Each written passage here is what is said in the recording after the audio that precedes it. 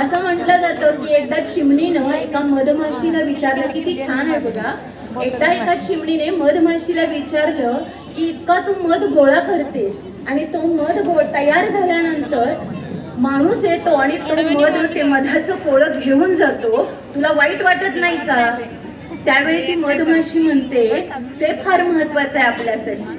ती मधमाशी म्हणते की मी मध तयार केलेला मध माणूस घेऊन जाऊ शकतो, पण मध तयार करण्याची कला माणूस घेऊन जाऊ शकत.